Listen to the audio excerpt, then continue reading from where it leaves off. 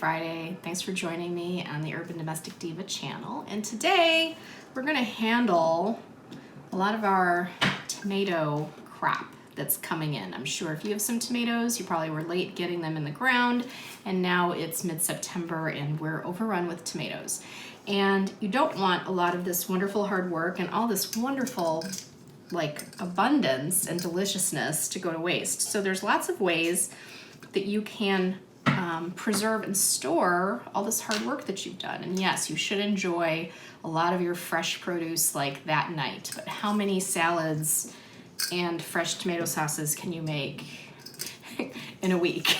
So one of the things I like to do is actually roasting, and especially in September, October, you've got cooler days. So turning the oven on at a high temperature for about a half hour won't kill your house and won't heat things up. So now's a good time to actually roast and turn a lot of this into really delicious sauce. When you roast these vegetables, a lot of the water evaporates and it concentrates a lot of the sugars and the sweetness and caramelizes a lot of it.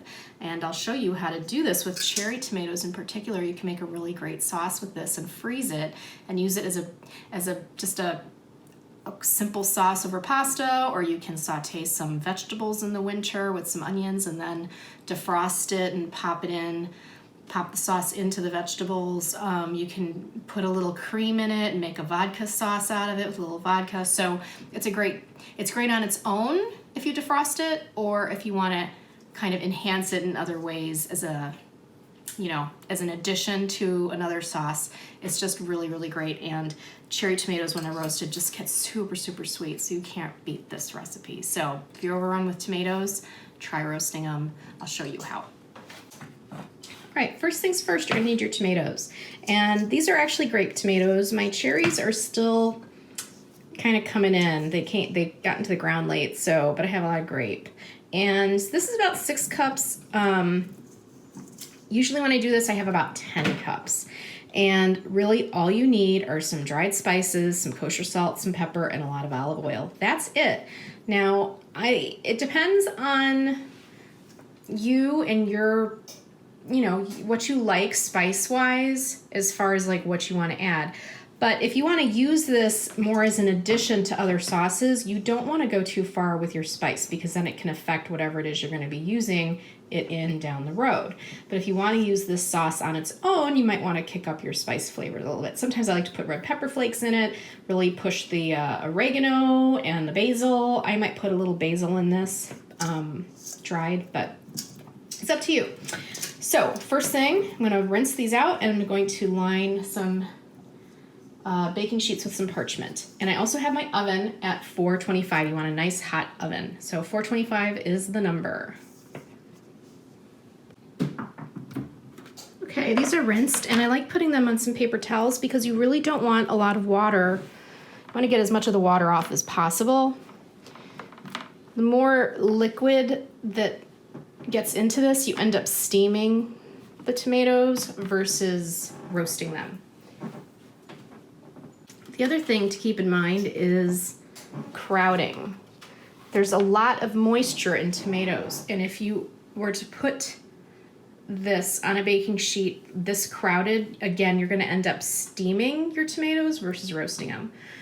So even if it takes 2 baking sheets, spread them out and make sure they have a lot of room. Another thing to note, don't be skimpy on your parchment. If it overhangs, it overhangs, but there's going to be a lot of juice that comes out, and you don't want it to kind of fall under. You don't want to lose it. It's really good stuff, and that's what's going to make the sauce good, because you're going to get all that, you're going to gather all that up for our sauce step. So lots of overhang, be generous with your parchment. So these are nice and aired out on our parchment, and first thing, we're going to drizzle olive oil over everything. For about 10 cups of cherry tomatoes, it would be about a half a cup of olive oil. You need a lot of olive oil, but this is a little under. So honestly, I just like to eyeball this. I'm gonna guess, so it's just gonna be under a half a cup for 6.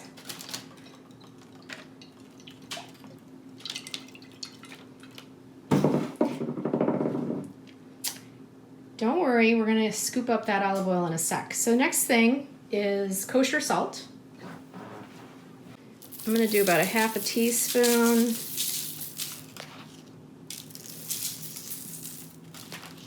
On each sheet.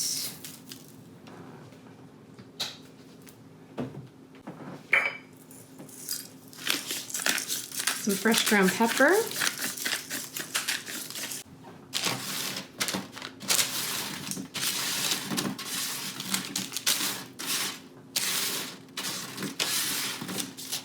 And I'm just coating everything.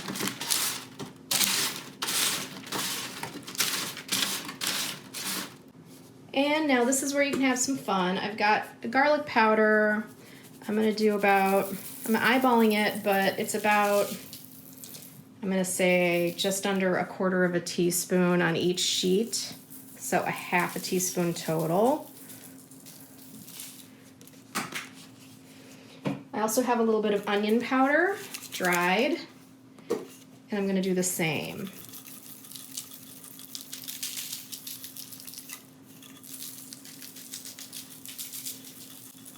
And now because your tomatoes are nice and coated, the seasoning's gonna stick.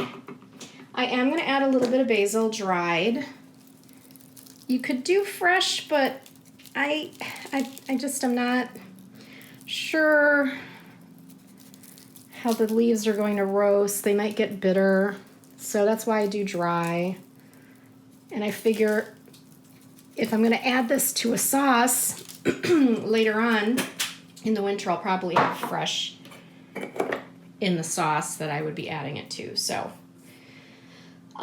if you want to spice things up, I did a batch earlier this month where I put some red pepper flakes. I think this one I'm going to keep a little bit more innocuous, but red pepper flakes on here would be nice. Add a little spice for maybe an arrabbiata down the road. So that's it, guys. How easy is this? So you just let the oven do the work. I'm going to pop these in at 425 for about 30 minutes. The key to roasting is do not mess with them. Let them sit, let them caramelize. I will toss them around the last 7 minutes of roasting, maybe 10. I'll check on them, but I try not to move them. You're gonna wanna move them, don't move them. That's how they roast. You start moving them around, you end up just releasing a lot of the water, you start steaming things, and really you want that caramelization. And the caramelization happens when they just kind of sit in their own sugars. So in they go, and we will check on them. I'm gonna check on them around 20 minutes into the 30-minute time. So you can see here, I actually gave it 40 minutes versus 30. Because the grape tomatoes are actually bigger than the cherry tomatoes, so they needed a little bit more time. But once you start seeing caramelization, which you can see here, there's been some browning. I do like to go in at this point and just toss them around a little bit.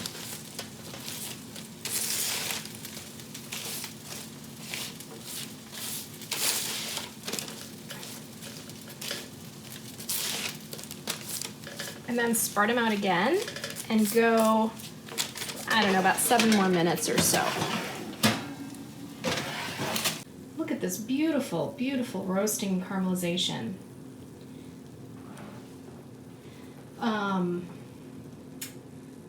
So I think all in all this actually took longer than 30 minutes. It took about 45 because the grape tomatoes are just a little bit bigger and have more liquid than cherries. If these were cherries, which I did last week, they only take about 30 to 35. So you want to cool these down a little bit, but you still want them warm when we puree the tomatoes, but you want them to be cool enough to handle. So I'm gonna let them sit for about 20 minutes and then we're going to get the food processor out. Okay, the next part is pretty easy. I've cooled these down enough to handle, but I like them still a little bit warm because they'll give up their juice easier. You're just gonna scoop these guys into your food processor.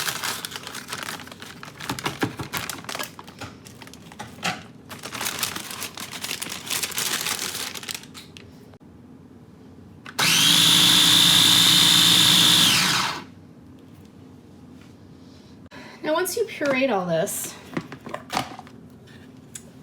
you've got a fine mesh sieve over a bowl. You're just gonna scrape the goods. I'm gonna do the second batch and just add the second batch to the first. Now the final piece of the puzzle is this part. What you're doing is you're getting all of the juice and you're not getting all the seeds. The juice and the pulp is what you want, right? You don't want the seeds and you don't want the skin. So you're just gonna work with your sieve, and I'm not gonna lie, it's gonna take a little bit of doing. You're just gonna keep pushing this, mixing this, pushing this, mixing this through your sieve.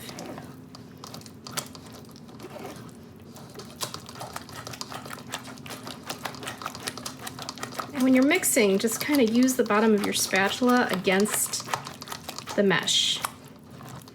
Because this is thick, it's going to take a little bit of doing, but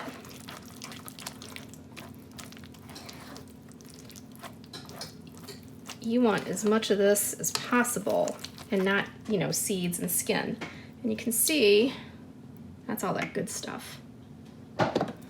So keep doing this until you have very little left up here. And I'll show you what I mean. And that's why too, you don't want things too cold. A little bit of warm will help keep like things open and allow you to get a lot of this juice out.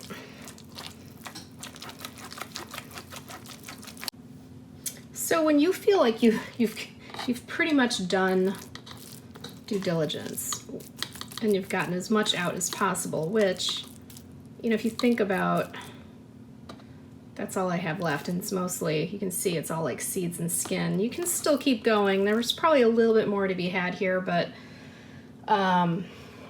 you know, I think that's all I'm gonna do. And yes, it makes a mess, but look at this deliciousness. Nice and creamy. So I'm gonna get some Tupperware and some labels. This is a 2-cup guy. I think I should be good with 2 cups. And 2 cups is about, you know, what you want for like, you know, a family of 4 pound of pasta. You know, you could, this is very, very thick. So what I would do, if you just want to use this, I would loosen it up with some pasta water or a little bit of chicken broth, or like I said earlier, a little bit of cream. You want to richen it up a little bit. It's kind of in between a paste and a puree, but there's this rich roasted flavor to it, which is really, really nice. And it's really, really sweet. So there you go. Clean your edges off.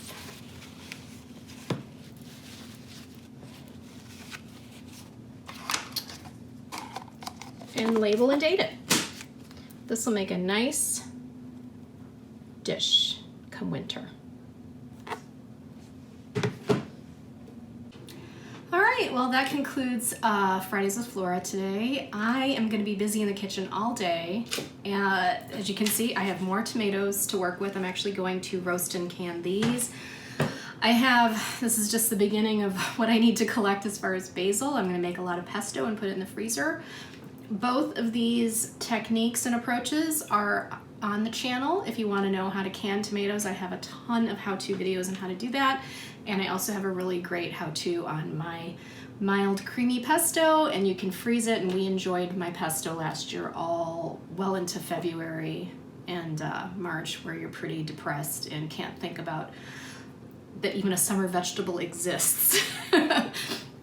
between all the gray days. So do yourself a favor and carve out some time on a Sunday or a Friday and preserve some of your farm harvest. If you don't have a garden, hop on over to the farmer's market. Your local farmers need your support. And if you can't get to all of the produce that day, figure out a way to freeze it and preserve it. It's a great way to have a little bit of summer in those sad winter months. So anyway, thank you for your support. Check out my other videos on preserving, canning, freezing, and please subscribe and you can stay up on all the fun that we do here. Thanks a lot. Mwah. Have a great weekend. Bye-bye.